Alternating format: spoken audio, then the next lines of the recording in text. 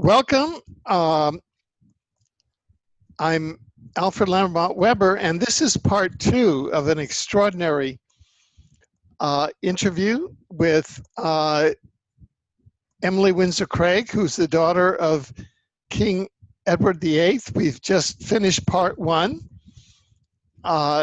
which is updating the biography of her father, which I really recommend. It's at $1.99 now, and it goes from Queen Victoria to the present, and it'll turn history inside out, and you'll really understand how World War I, World War II, and what they're starting to try now, World War III occurred. World War II was a complete false flag with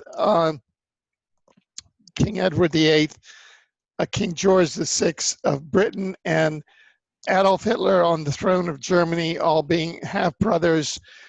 World War I, as we know, was a false flag. It was kind of a satanic family fight. And if there is a World War III, let's see. I'll let Emily Windsor Cragg venture her opinions. So there were a couple of things I wanted to ask. The first is, which were left over from part 1. So was Donald Trump meeting a real Queen Elizabeth II at Windsor Castle today or not, in your opinion? Impossible. Queen Elizabeth II is 5'4", and the woman that he met today couldn't have been 4'8". She had to be about 8 inches shorter. And not only that, but Queen Mary, who was the wife of George V, was a tall woman, about 5'9". George, they don't have osteoporosis in the Windsor family. So the lady that was there today was a lady with osteoporosis. And guess who has osteoporosis? The Rothschilds have osteoporosis. So she was one of half a dozen different doppelgangers they've been using for at least 10 years now.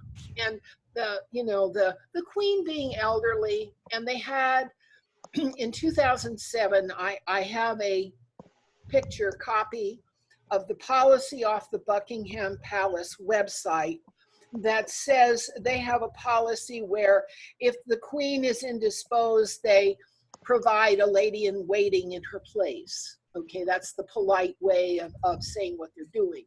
So the word I got was that she's actually passed on a couple years ago, and so they're using doppelgangers, all the time now. But at the advanced ages that these women are approaching, it's getting harder and harder to keep a queen in the public eye, if you know what I mean. Okay, now that couldn't have been Queen Elizabeth II. She was a little teeny tiny woman, not 5'4".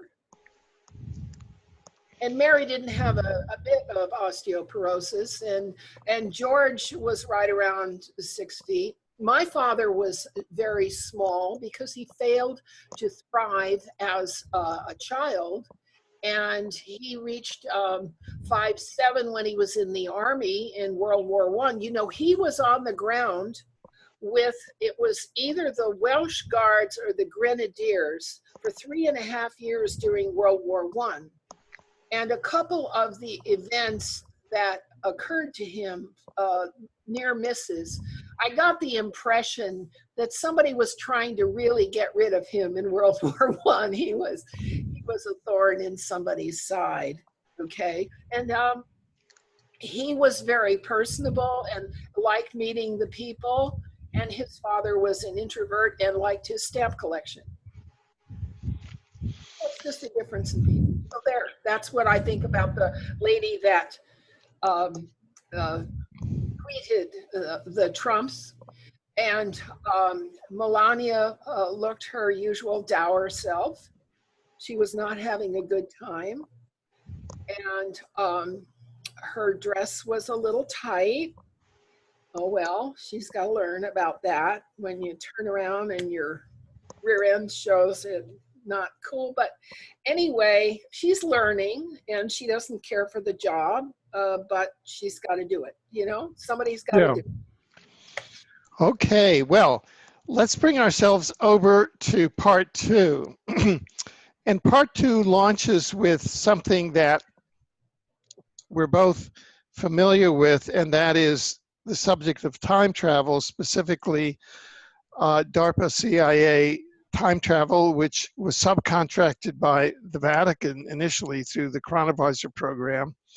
Project Pegasus, we know all about this initially through a whistleblower, Andrew D. Bashago. See, I don't buy in, Alfred. I don't like the idea that Rumsfeld and some DARPA program can simply decide to rig all the elections for the next 30 years and put people in power that they want. I don't think our Constitution calls for that. And so that whole adventure to me,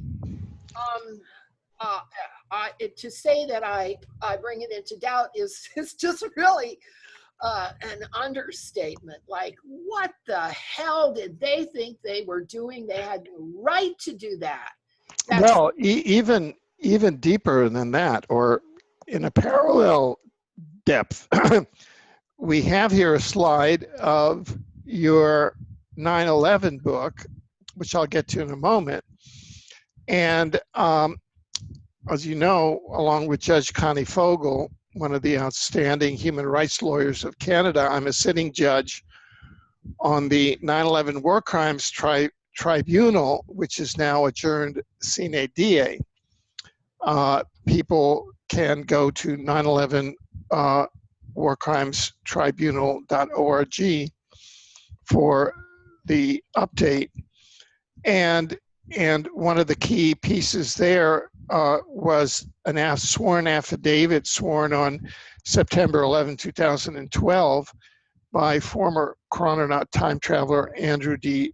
Bashago of how he was briefed on 9/11 as part of the Project Pegasus, when he and his father went down to the Time Sciences laboratories in New Mexico, teleported down there and went into the Time Science labs. There were people in white coats, and they were looking at these films loops that were looping back and forth in front of the monitors of what people saw on 9/11, the newsreels, and that is apparent planes hitting the Twin Towers. Now, there's a lot behind that, but they were briefed in 1971, 30 years prior to the event.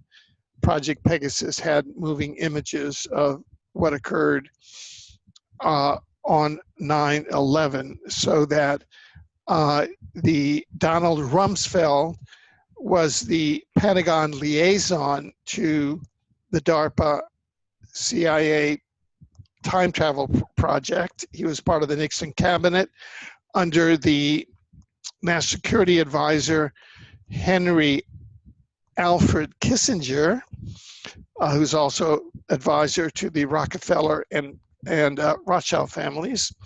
And many of the time travel experiments took place on the corporate campuses of the Rockefeller corporations like Exxon, and that of course led up to President Nixon, who was head of the Nixon cabinet. So you can see all of the insiders there. So my point is that the United States government, these insiders had time travel information 30 years prior to 9/11, which means that they had 30 years. If it was an inside job, they had 30 years planning of the false flag. I'm not accepting that, Alfred, and let me tell you why. What? I'm sorry? not accepting their story, because if that were true, and they were real, they would have been working to prevent the 9/11 attack. No, but wait, I haven't even gotten to the question yet. The question to me is, what lawful legal right did DARPA Pegasus have to do anything? Well, when you have a bunch of gray T's show up and give you time travel technology, they had no legal basis to do anything. They were off the charts from day one. They were doing stuff that was extra legal from day one. The fact that they didn't act to prevent the 9/11 tragedy means that they were just a criminal mafia to begin with. They had no legislative mandate to do any of that. Of course, it's a false flag operation, and it's a takedown of the American. It's a takedown. Look, what right did the CIA and Israel have to execute the President of the United States on November 22nd, 1963? What right did they have to? No, it's the president. It's the new American century with Israeli dual citizens using 9/11, which they knew about 30 years in advance, to set off the war on terror, to establish the greater Israel. That's the reality that we're dealing with. Now, you have written a book here. Yeah, so I'm trying to get you to your book, and I'm trying to set up your conversation about the pre-identified presidents, and I'm trying to show how really awful the situation is and bring you into the conversation. Yeah. Okay. But we're moving beyond the awfulizing into the territory of solutions. So tell us about the book.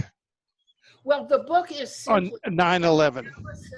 That was done by an anonymous writer by the name of Pastori. He was an Israeli. I picked up the analysis in 2002. I put it up on my website in 2002. It has been up for 16 years. I finally decided simply to put it in a book form so it's cheap, so everybody has a copy of it, okay? And a few new facts came to light in the book, okay? And the most important fact of all was, why did they take it down? And that there was a simple series of transactions. David Rockefeller designed and built those towers, okay? And he and his Zionist friends kept title to those towers until they were turned over to the city of New York, and then Larry Silverstein got them, and they're all still within the Zionist grouping. And then they hired Mossad and used scalar weapons to take it down because it was filled with asbestos. There was $1.4 to $4 billion worth of repairs that were going to have to be made because it was completely filled with asbestos, and the environmental laws had all been broken. They had to take it down. It was just business. It wasn't anything but business. And Larry Silverstein made something like $6 billion on the deal. And that's why it is so reprehensible. And the Zionist movement that I grew up in, okay, and my grandmother used to send money to Israel, okay, and she was a devoted Zionist.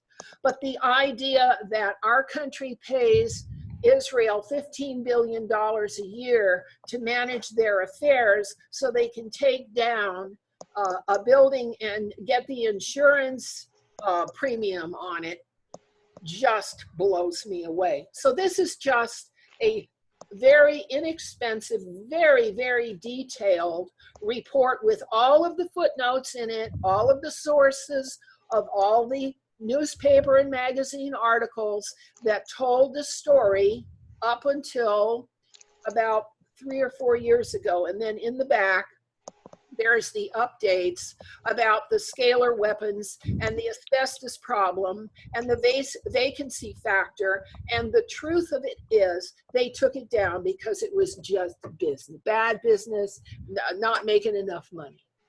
Now, what is this illustration all about? It's my Facebook page. And it's got all of the 9/11 data there, a dozen videos, the album of photographs, 130 pictures of the effects of scalar weapons that destroyed 1,500 cars, some of them up to 7/10 of a mile from the World Trade Center. Just hundreds and hundreds of pictures. There's the September clues that proves that all of the news reports were cartoons, and I have all of the news reports. The whole thing took several days to put together, and Facebook will not allow anyone to see it. Because, What? as you know, Zuckerberg is the grandson of David Rockefeller. Well, doesn't that bespeak of the fact that they had 30 years from 1971 when CIA DARPA acquired the chronovision and the time travel information about the events of 9/11. They acquired it in 1971 as the affidavit of chrononaut Andrew D. Basiago that came before our court, the 9/11 War Crimes Tribunal, and was accepted before us. If they had any integrity, they would have prevented the 9/11 attack. No, I know. Look, accept the fact that they're war criminals. Okay. We're trying to do analysis here, okay? Okay, well, No, right. So, and the analysis is that they had 30 years of inside planning. So they inside planned 9/11 for 30 years, right? They inside planned 9/11 for 30 years as a pretext for the war on terror, right? And the war on terror is how they protect their drugs. They protect the drugs in Afghanistan, how they do depleted uranium bombing of Iraq, and terminate the DNA of all of the Islamics there, and do all of these other war crimes, and it's all done with Henry Alfred Kissinger's national security advice and Donald Rumsfeld's national security advice, with their intimate knowledge, because they are administering the time travel program back in 1971 as part of the national security advisors on the Nixon cabinet. they have been criminals all along, and Mr. Trump keeps saying that he's going to bring them to justice. Okay, then Mr. Trump then significantly misrepresents the facts and gets up and says that it was the dancing Islamics when it was the dancing Israelis, and deflects from the fact that it was Israel, including Benjamin Netanyahu, that was part of the on-the-ground demolition gang, which also used not only HARP and scalar weapons, but they used mini nukes to bring down the thing. So, I realize that you're still trying to cover for Trump, but he is one of the he is one of the pre-identified presidents. He may be a pre-identified president, but he may, like Jimmy Carter, not be as guilty as people want him to. Jimmy Carter is not a pre-identified president. Well, that program did not pre-identify Jimmy Carter, and there is no evidence that it did. It was prior. Jimmy Carter's presidency was prior to that program. Well, that program to me is non-legal, non-legitimate, and so until all of its documentation is put out in the open for everybody to see, I'm just going to have to reserve judgment about that. But from what I understand, Mr. Trump does what he says, and he says what he does, and we're going to see. Okay, good. Now, if he's going to go after. Here we go. Okay, so we're back to Project Pegasus. Yeah. And it says, you want to hear something funny. So could you tell us about this? No, because I wasn't part of it. I'm only bringing the No. I mean, tell us about why you brought this slide. Why? Because they rigged elections for 5 administrations, or 4 administrations, or 6, or however many. No, 5. Bush won. Okay. Bush won. Clinton. Bush 2. Obama and Trump. News Inside Out has published. I know. You keep has trying published and I'm the inside story on Bush 1, Bush 2, Clinton, Obama, and Trump, that they're all pre-identified. Andy Bashaga, who is the main whistleblower on this, has been viciously attacked by directed energy weapons by the deep state. He's now legally blind. He has abjured the presidency. He said, I've been pre-identified to be president in 2014, but I'm giving up on this. He's going into a medical sabbatical for 9 months to recover his vision. Identified for anything, because I don't believe it. You don't believe what? That Trump was pre-identified in 1971. I don't believe it. Have you read our articles on it? Behavior is completely different. Have you read the articles on it? I have seen the presence of those articles. I haven't seen the underlying documentation. Oh, well then, did you know that in 1995, they released the movie Back to the Future? It predicted the Trump presidency. It predicted that it would be in the year where the White Sox won the World Series for the first time in 100 years. And we showed that all of that happened in our article, and we had a whistleblower from Project Pegasus who said, yeah, he was pre-identified. And then independently, we showed that the time travel leak into the movie, into the 1995 movie, along with the time travel leak into the Illuminati cards showing that Trump would be president, which all came from Project Pegasus. I don't believe anything. It all happened. It's all evidence. So why are you I don't believe it. Why do you go into irrationality around Trump? I'll tell you why, because you're Anunnaki and he's reptilian also. I think he's being framed. Framed of what? Framed for being what he's not. He's being described and associated with and recorded as, and there's all these rumors and all these innuendos, and I'm just going to see the man's behavior, and I'm not going to believe any of the stories until the behavior shows the truth. Okay. And that's where I stand on it. I mean, you can attack him all day long till the cows come. I'm not attacking. I'm merely reporting what whistleblowers say. Okay, you're reporting the dogma that we get. It's not dogma, it's facts. It's what DARPA says. It's what Pegasus says. It's, Andy Bashago sent me a whole file folder of pictures he got on Mars where he outlined things like dragons and stuff, but he didn't notice something in those. What was that?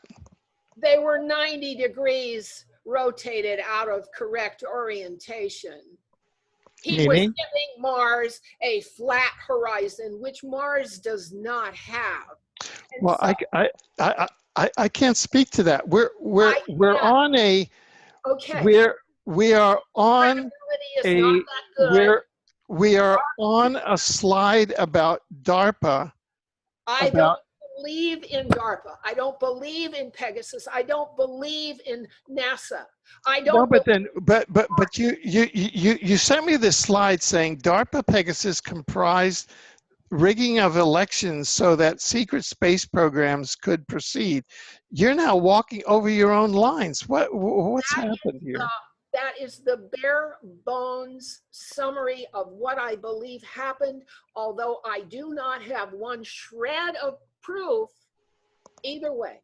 It's what I'm observing, that in these four pregnancies. In these four pregnancies. Wait a minute. 4 presidencies, they were all working on the same line of thought, with a Congress working on the same line of thought to rationalize and obligate the American people to a single line of goals and objectives that were not in the best interest of this country. Hallelujah. Yes, I totally agree with you. And I think it's done by a chronarchy, which I call time travel government. I don't believe in it. And the fact that a dark horse won the 2016 election, an absolute dark horse, a wild card, a businessman who isn't part of the establishment, I am not going to say a word about. Can I offer you an alternative explanation? Go ahead. They blindsided you. Hillary came in and play acted. Her job was to infiltrate the Democratic Party and to throw the election so that the pre-selected candidate Trump could win. That's an interpretation. It's a, I think, a more valid explanation than yours, because I think you are giving the officialist interpretation, whereas I'm giving the scientific interpretation of the time travel data. Okay, and time will tell, but I'm not going to accept the time travel stuff until I see some proof about. No, but there's okay now. But yeah, okay. So let's say that the Trump presidency is still up for grabs. Okay, there are things like Illuminati cards and others out of the mid-90s that show that the Trump presidency ends up as a catastrophe for the United States. Okay, wait, hold on. But you say here, and you gave me this slide, for some reason you say DARPA Pegasus comprised the rigging of elections so that secret space programs could proceed. I agree with that. Okay. So I'm gonna mute myself. And could we put Trump and put him aside, and could we take Jimmy Carter, which we talked about? Jimmy Carter and myself and Andy Basiago were abducted by the same group of extraterrestrials who George Scherf and the Bushes here sabotaged his presidency. Okay, so let's leave Trump and Carter out of this, but these 4 villains here, okay, tell us about them, and I'm going to mute myself. Tell about the last 4 pregnancies, and they were like pregnancies because what they did was incubate drug running, gun running, serial wars, for resources in the Middle East. The number of false flag attacks that I recall, there was Ruby Ridge, there was Philadelphia Move, there was Waco, which was a group of Christians who had discovered that DEA and the Bushes were into heavy drug trafficking. That's why they had to be taken out. There was Oklahoma City, which was the destruction of the records of the Mena, Arkansas Clinton drug connection, okay? There was the 1993 World Trade Center bombing that was set up by an FBI sting with some actual Arabs, okay? And there has been one false flag attack after another since Philadelphia move, I guess, is when it started, and that was in the late 80s. Oh, 1986, okay? The Challenger hoax. The Challenger didn't blow up. The crew is still alive and working in academia. The Apollo program, okay? They worked on sound stages. They had two ways of possibly getting to the moon, and one worked and the other didn't. We never really did get the whole story. And the crews in Apollo have been through a great deal of suffering because of their being silenced. We, the people, have experienced a sequence of false flag attacks actually that really got going with the JFK murder, okay? And then there's the John murder, and there's the Clinton death list, okay? And there was Kosovo and Czechoslovakia.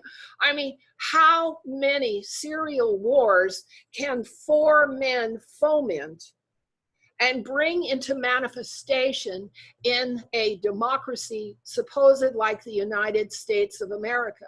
All right, so by the time the World Trade Center did come down, and it came down with scalar weapons and nukes and pre-planted switch actuators that were planted by an artist group on the 110th floor, we have so much evidence that it was all an inside job that even today, and this is the reason I'm talking about evil today, my page at Facebook, which details how they did it, who did it, why they did it, is not permitted to be shown to anyone, all right? You can't talk about certain things. You can't talk about non-disclosure. You can't talk about the treaties, the GRIATA, the Tau 9, and the TPP. You can't talk about the fraud between constitutional law, which was overturned in 1871 and changed into maritime admiralty, UCC, and administrative codes after that, so that when you go to a court, you never know what kind of court you're going to. And the attorney that you have hired has basically a blank check to charge you whatever he can, whatever the market will bear. We have a corrupted judiciary, a corrupted legal system. Our medical system is so overpriced. That's what Obama gave us in Obamacare, tripled the prices of everything so that nobody can afford anything so far as care anymore. We are in a nation that has been destroyed by corruption, destroyed by a political mafia of Masons, Illuminati, and Satanists. And it's time to just, you know, call it what it is.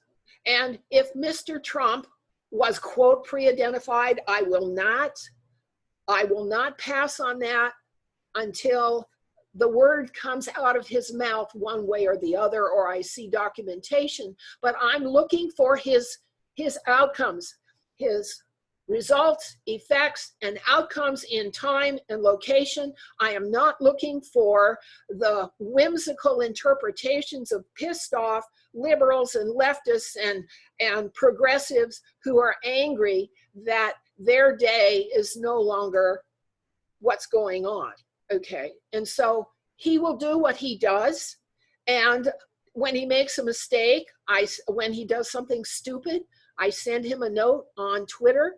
Look at this, you need to look at this.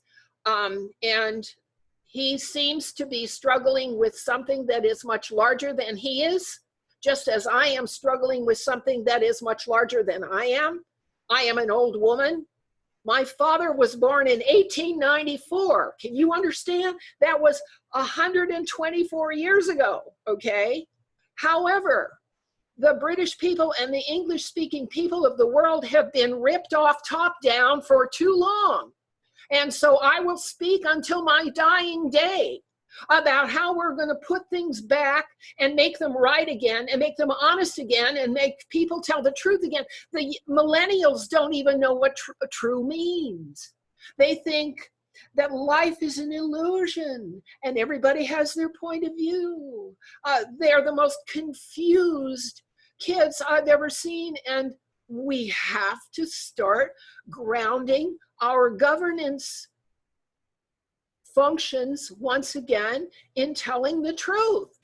I'm sorry, NASA lies wholesale. There is no picture that has text that matches. Okay, so if you want to tell me what DARPA says, I'm just going to shrug my shoulders until I see proof. You want to talk to me about Pegasus? What I know about Pegasus is Andy Bashago doesn't know which way is up on Mars. Well, his credibility sort of got shot down that day. Okay, and I don't dislike Andy, and he's not a bad person, but I'm not buying a lot of this stuff. I don't buy channelings. I don't buy readings. I don't go into that stuff, okay? I have my connection, my biological telepathic connection to the Anunnaki, and believe me, they have their troubles too, all right? They have their troubles and they can't fit into our world, and they speak Hebrew. Did you know that? They speak Hebrew? And their writing is now more like Proto-Hebrew than it is like the cuneiform, because they have adopted technology also, and they are probably living down in Antarctica because the ice in some places is melting so that some of those broken off pieces of the planet Tiamat are actually habitable now. And we're still having chemtrails because of a conflict between the Nibiru atmosphere, which is methane-based, rubbing up against our atmosphere, which is oxygen-based. Methane, oxygen, boom. Okay, that's the reason for the chemtrails. So much of what we have to deal with, we are never told, and so much of what we are told is just perfectly wrong, erroneous, made up myths and fables. Okay, the 9/11 story has been sorted out. There's no reason at this point why anybody doesn't know that it was an inside job.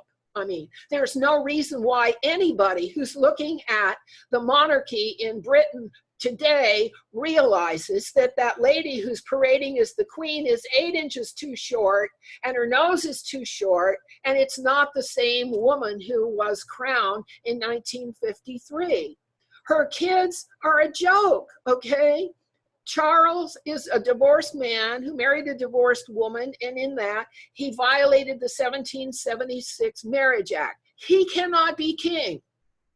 That Marriage Act also eliminates his children from being eligible to reign.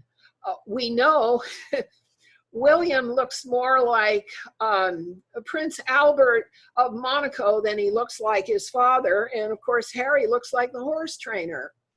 Elizabeth, it is said, is the daughter of Winston Churchill by her mother's maid-in-waiting.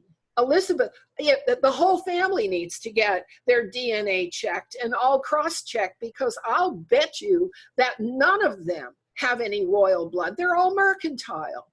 They're all business people, but that's not royalty. That's not what the royal bloodline is. The royal bloodline goes to the basics, to the fundamentals, to the principles, to the metaphysics, and to the cosmic reasons for things. Since I was a little tiny kid, I was asking about angels and how things worked and why people couldn't get along and what was this racist thing? Why were Black people a problem? Since I was a small child, social issues have been paramount on my mind, not, have you seen the inside of Buckingham Palace? It looks like a Wild West hoe house. I wouldn't decorate it like that. I mean, it's horrific. It not only extravagant, but gaudy and garish and tasteless. And that's the mercantile mind. They like things flashy. Queen Elizabeth is Liberace in drag, okay? But that's not what leadership is. That's not what bringing a hierarchy to fruition and to prosperity and to harmony is all about.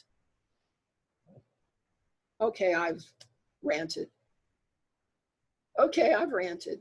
Is that okay? Oh, well, you've ranted. I don't accept your criticisms of Andy because you're not familiar with the time travel data. But I think that your points about the 4 DARPA Pegasus pre-identified presidents, namely Bush 1 and 2, Clinton and Obama, are right on, you know, and this is what's happened to the U.S. So let's go to the next slide. We have about 15 minutes left in our segment, and I told you we were discussing prior to the interview that I've been asking each of our guests just to comment on this sort of diagram or illustration of, quote, Mystery Babylon, that entity that they say in the book of Revelation is, oh, in a single hour's time, it will fall. Oh, and I have the book. I have that book. In fact, if you want, I'll go get it. And it's called sure. The Two Babylons, and it was written by the Bishop Alexander Hislop. It was written around 1850. I read the book around 1965. The print's tiny, and it's loaded with footnotes. But what I found out from the Urantia book and from my Anunnaki contacts is that hierarchy is the matrix of the universe, of the whole universe. Not just of the Illuminati, not just of corporations, not just of churches, not just of families, okay? Hierarchy is the fundamental structure, the social structure of humankind, all right? We are not like a beehive. We are not like a school of fish or a flock of birds or even a congress of apes, okay? We place people in relative positions with the followers at the bottom and the initiators at the top, okay?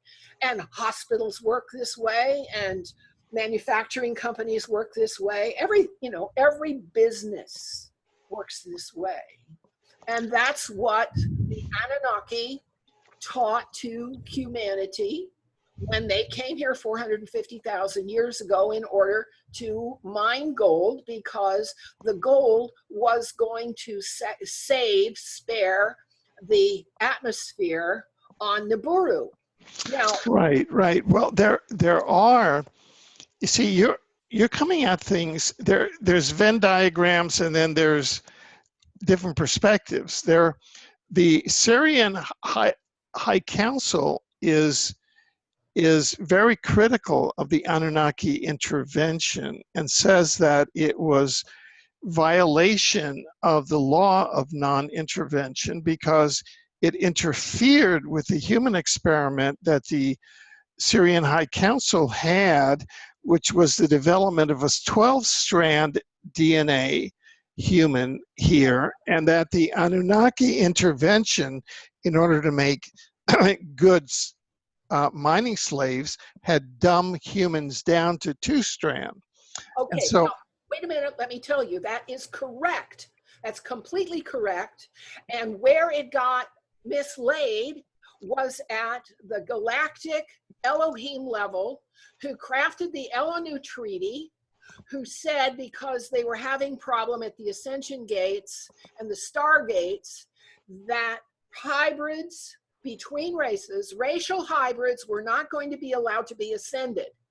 And so the superior races were supposed to control and dominate the inferior races, and that's what the Anunnaki had to abide by. So it was the galactic Elohim who contradicted the do no harm prime directive, okay, of the Syrians. You're absolutely right. Yeah, yeah. And so on this planet now, we don't have a perfect situation. One of the situations being that we have what they call Mystery Babylon, the Jesuits and the Zionists actually going back to Babylon and being a sort of mystery cults that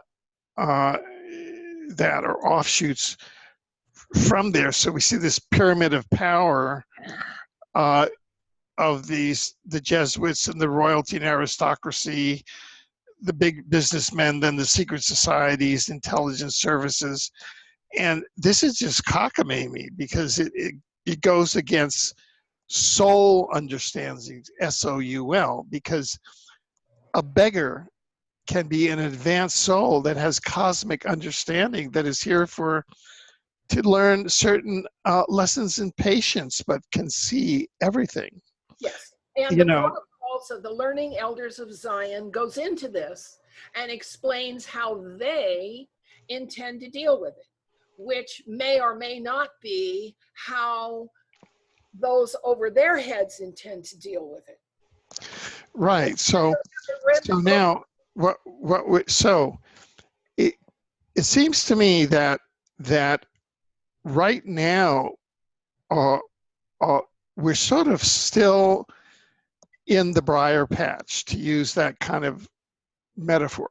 Yes.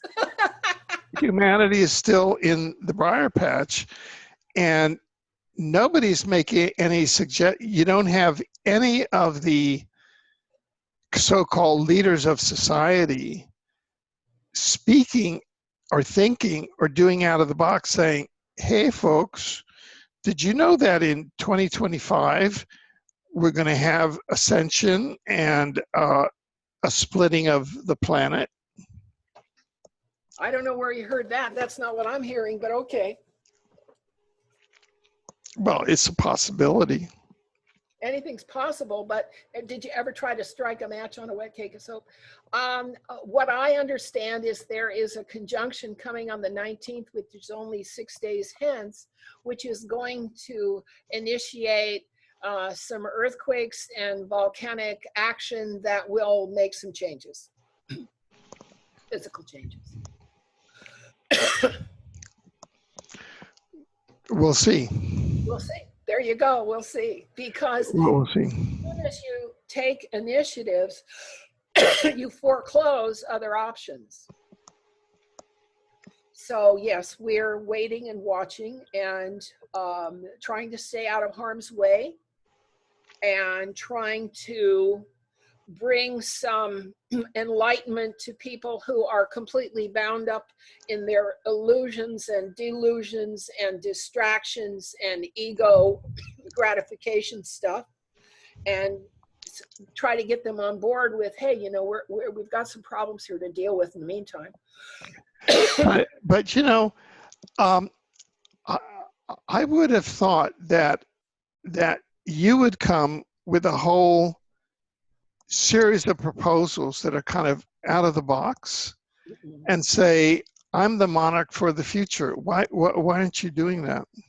Because I'm going to have to confront some effects.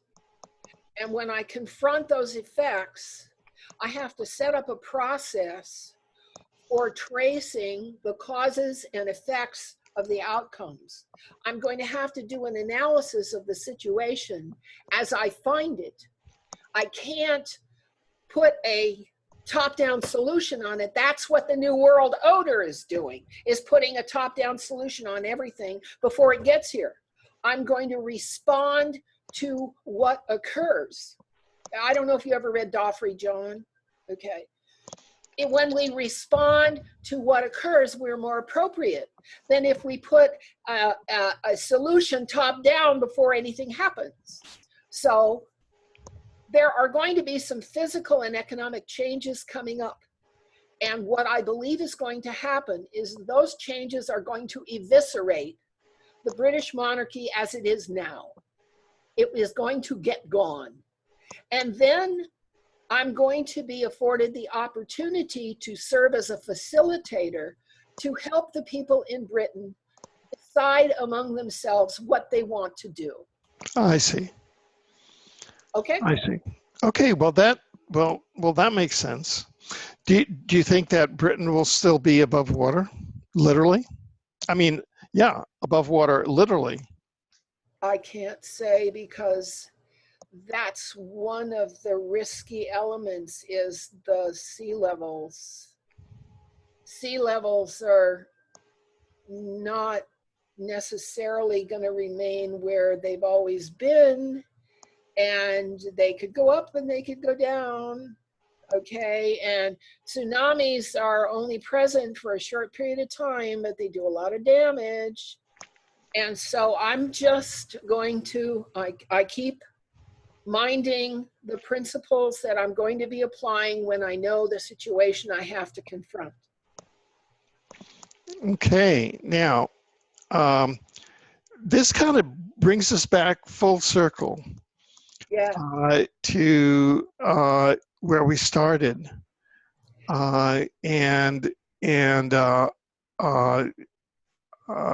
which I think that everyone should read this book. I think that people should really become informed.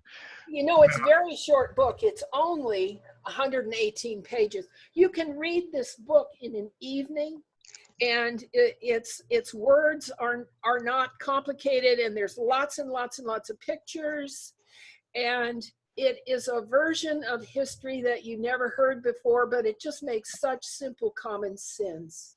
And that's why it was so easy to trace, because the pieces just fell into place. And now when we see these pieces fall into place, we realize that whoever is in charge understands the laws of cause and effect and understand how events fall into place. And if we are harmless people and decent people and civil people, we have a place here.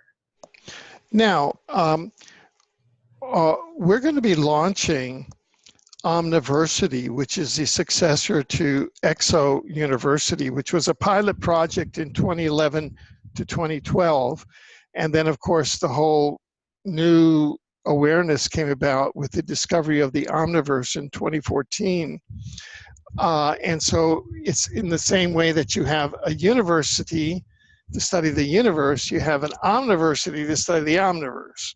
Okay. And so I wondered if you would consider teaching a course on this book and its implications at Omniversity. I can do that, and there are two other books that would bear on what you're saying. Mm-hmm. One is the OWASP that nobody else has read. Right. And the other is the Urantia book. And both of those talk about the levels and layers of the matrix dimensionally and spatially. And yes, that would be an interesting and very stimulating project for me. Oh, great, great. Well, we can probably be more in a contact. I will send you what the semester looks like and what we're going to be doing and how it does. And I think we'd be very honored to have you as a member of the faculty. Well, thank you. And hey, listen, when you find out something that's interesting, just give me a call. Sure. And, you know, touch bases more regularly, because every once in a while you run into something that I need to know. Hey, listen, but you're going to have to subscribe to News Inside Out, and you're going to have to start reading our articles, because I can lead a horse to water, but I can't make her drink. I That's have the trouble problem.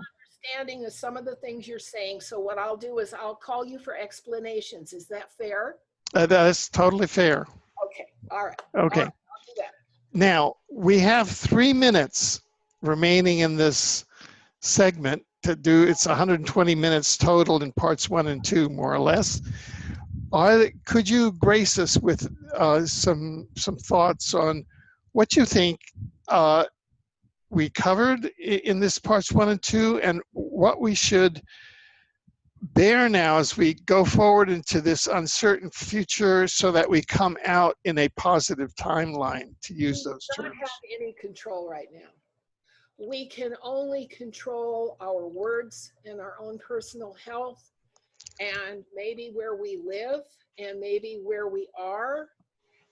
And so it's a case of let go and let God, let karma, let what is going there. We're getting to a tipping point, and there's all this stuff that has been rolling down the hill, and it's about to hit something. And we're witnesses of it, and we will be the ones who will tell our grandchildren and great-grandchildren and write the stories to tell how the world was saved by XYZ and ABC, and we saw it happen. How's that? Hey! I mean, every day I say, "Wow, this is really getting interesting." I mean, today was even more exciting than yesterday, and I'm sure tomorrow is going to be even more exciting than today was. Is. There's no Well, thank you so much. I know, as you know, I'm a questioner, so sometimes it's a bit peppery to be in one of my interviews, and I hope that you enjoyed it. Did you? I love you, Alfred. I love you, and we put up with each other, and we're following our way through this thing. We're going to get there. We'll get there. We'll get there. Great. Well, thank you so much, and I look forward to you joining us again in the future as events develop. Thank you, Alfred. Bye-bye. Wonderful. Okay. Bye-bye. Let's see.